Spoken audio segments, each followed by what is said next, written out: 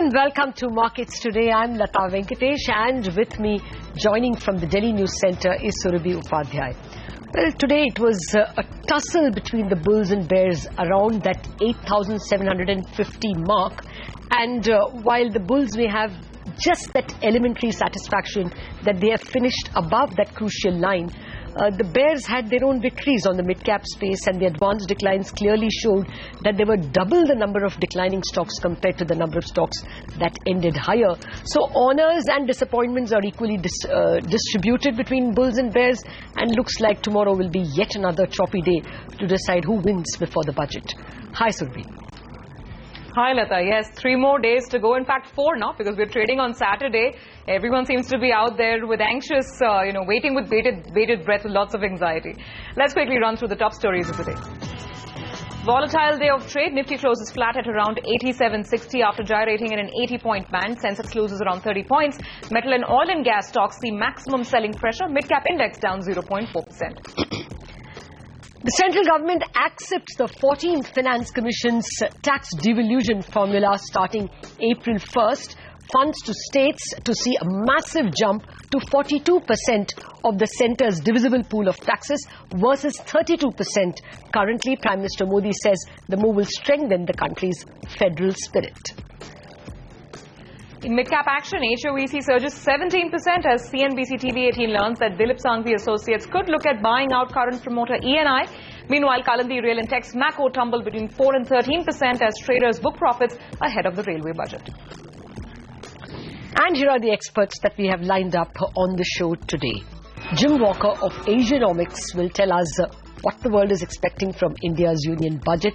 Sanjeev Sanyal, the chief economist from Deutsche Bank AG, will also talk about his budget expectations. And Prabodh Agarwal of IIFL Institutional Equities will give us his market outlook for the near term. All right, before we get to that opinion, let's tell you what happened on the Lal Street today. With the budget around the corner, caution seems to be the buzzword. It was yet another volatile day with both major indices ending marginally in the green. Anuj Singhal is now joining in to give us a sense of the day's trading action. Anuj, a lot of volatility, second day running. How would investors be looking at it? Well, investors may not worry, but traders clearly have a lot to worry, because while the Sensex and Nifty look flat optically, today traders would have lost a lot of money on both sides because the market just was too volatile. All on low volumes, cash market volumes that is. And really, what's been interesting for this market is that it's lost leadership. And again, today also it was struggling for that. FMCG stocks did well, but commodities were down. Mid-caps were struggling. The broader market clearly had a lot of pressure. Advanced decline was consistently in favor of the declines. In fact, while the market closed in the green, let's talk about the stocks which dragged the markets first, because clearly these are 3 or 4 stocks which are putting a bit of a cap on the market. Reliance in particular down 1% again. ONGC was down 3%. And really, stock of this month, which has really broken the markets back, is ICICI Bank. That was down 1% again in today's trade. Among some other names, metal stocks were down today. Jindal Steel, Tata Sterlite, Tata Steel. So all these names were lower in trade, down about 2 to 4% in trade. On the gaining side, the 2 FMCG stocks did remarkably well today. Lever was up about 3%, ITC 1.4%, and Larsen & Toubro did well. That stock was up 2%. That has been doing rather well compared to some of the other erstwhile leaders. In terms of some other prominent Nifty gainers today, Kotak Mahindra Bank, that defied the banking trend, and that was up about 2.5%. Z was up 2.5% as well, and Cipla was up about 1%. On to mid-caps then. First, the losers. All railway stocks were down today, 2 days ahead of railway budget. So Kalindi Rail was down 13%. TVS Motor now down 10% in 2 days, post the promoter selling some stake. And People of Defense, that stock was down 5%. On the gaining side, we had some gainers like Hindustan Oil Exploration. That was up on a CNBC TV18 exclusive that Dilip Sanghvi may pick up some stake. That was up 17%. Central Bank was up 6%. And Mozaber was up about 4%. So all in all, a volatile day, but that's something that you'll expect 2 days ahead of expiry. It's going to be another volatile days tomorrow and maybe even on expiry day. Well, thanks a lot for that, Anuj. Well, difficult to look for perspective in the market that's fighting over a very narrow range.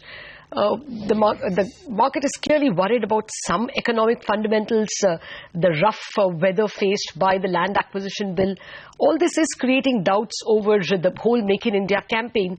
But there were the budget hopefuls which were keeping spirits high. Anuj spoke about some of them. He referred to Moser Bayer, and there were others, Suzlon and Sumit Industries. These kind of stocks in the broad renewable energy space were happy, expecting something in the budget. Housing finance companies as well as real estate companies are also a little cheerful. So there were these pockets. Media, some of the media stocks did well. There were this little bit of cheer in and around, but overall the market was not really raring to go. It wasn't even able to pull itself up by the bootstraps. But bulls and bears have survived to fight another day. Surabhi. All right, Lata. So let's get some opinion going then. With just about 3 days to go for the union budget, market expectations are building up. Jim Walker of Asianomics, for instance, expects the government to focus on capital and infra spend, while Sanjeev Sanyal of Deutsche Bank is wishing for a simplified tax structure from the finance minister. Let's hear out both the voices. I think we all know that GST is going to probably be a feature of this government's budget announcement. There's going to be commitment to fiscal consolidation, which I think would be a major positive. And there will be, I think, a lot more emphasis on capital spending and infrastructure spending. We have an overweight in India in our regional portfolio, but we've also got India as one of our high conviction global strategy calls. So it's not just a question of saying that India is looking a bit better than other people around the region or around the emerging market universe. Our confidence is much, much more far-reaching than that, that this is the next 5 to 10 years of an India story that has never been told before. On the whole, given what happened with the coal auction, for example, diesel deregulations before that, so I think by and large people are beginning to feel that, slowly but steadily things are getting implemented. India has one of the most complicated tax systems in the world. A radical simplification would be much appreciated. It would not just simplify and make business easier to do, but also it would mean that the focus would shift from squeezing the few people who actually pay taxes and shift it towards broadening the tax net. Small miss on either side is not a very big deal. I think there are a few things that provides a bit of a buffer for the government. One of them is that, although it's not really the government arena but the reserve banks, but I think there is a scope here for reducing the cost of capital radically. One of the reasons you have this large deficit is simply that the interest cost of debt.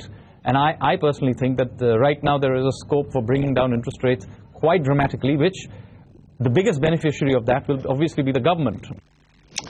All right, so those are some learned opinions and heavyweight opinions on the government and the budget. Let's now get to the here and the now, all the action from the futures and options space from Nigel D'Souza.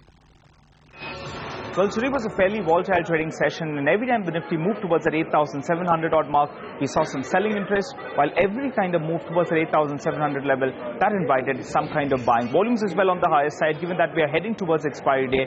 The total volumes were in excess of 5 lakh crore, majority of the volumes coming in from the F&O space. Now, the 8,700 level, that's extremely crucial. Today as well, it was fairly active. Even when the Nifty moved towards the low point of the day, the premium on that strike did move higher, telling you that there is writing at that particular strike. In today's trading session, the premium halved in trade today. So it moved from 38 rupees to sub 20 rupees. The 8,750 put as well as the 8,650 put, the premiums on both those two strikes were lower. So the 8,650 to around 8,700 level, that becomes the near-term support for the Nifty. While on the upside, any kind of move towards the 8,800 to around 8,850 should invite some selling interest, because the 8,850 call today, the premium over there fell from around 26 rupees to around 18 rupees. So that's where the resistance comes for the Nifty. Individual stocks are going to focus. DHL, that's been a star in the last couple of days, so that one continues to see buying interest. Big open interest build up in today's trade as well. Kane India as well as Sasa Sterlite, both of them ended at the low point of the day. For this contract itself, we did see some unwinding where there was some build-up in the next contract itself. JSPL as well, that one ended at the low point of the day. Unwinding of long positions was seen in today's trade itself, while Unitech from the broader markets, that stock came in for a big short covering bounce in today's session. Adani Enterprises, the stock ended higher, even when the Nifty was fairly volatile, telling you that there was some buying and there was some short covering as well on that stock. All right, Nigel, thanks so much for that. Let's now talk about the big story that came in from New Delhi, and it could perhaps be a big boost for the financial condition of states. The centre has accepted the 14th Finance Commission's recommendations to allow states greater freedom in tailoring their schemes. Lata, what did you make of that big announcement where states will get to enjoy 42% of the share of government taxes as opposed to 32% earlier? Well, this looks like has been a long-standing demand from many quarters which did not get a hearing. If you read the very short press release on the Finance Commission's major findings, it reports that a lot of the state government representatives complained that they would like a free hand on the amount of money that is anyway due to them from the centre's divisible pool of taxes. That part of the taxes which the centre collects but has to be divided between the centre and the states. So from that divisible pool, the centre now has to shell out 42% against only 32% up until this year, FY15. Now, this doesn't mean that the centre will have much less. What it means is that hitherto, the centre was giving away 32% and another 7.5% usually in the form of grants stuck to specific projects. That is what is angering the states. They don't want grants attached to specific projects. They just want the money that's due to them from the divisible pool, and they will decide their priorities. So while it was originally 32 plus 7.5%, around 39.5% of the divisible pool that went to the states, now it's going to be a clean 42%. So there is actually an aggregate amount which is higher.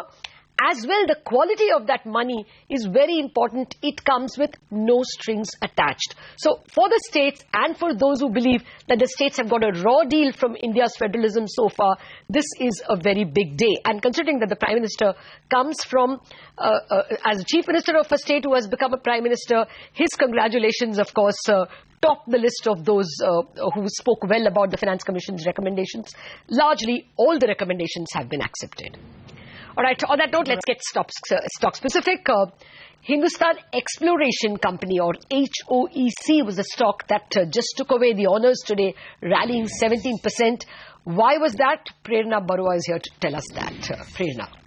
Well, clearly what we understand from our sources is that Dilip Shanghvi's personal investment arm, DSA, is looking to acquire promoter stake in HOEC. Now, we understand that HOEC's promoter, ENI Group, that holds about 47.18% in HOEC, is looking to exit the company completely. What we also learned is that ENI Group has requested HOEC's board to declassify itself as promoters, and now HOEC's board has taken cognizance of the matter and will seek regulatory guidance from SEBI on declassification of its promoters.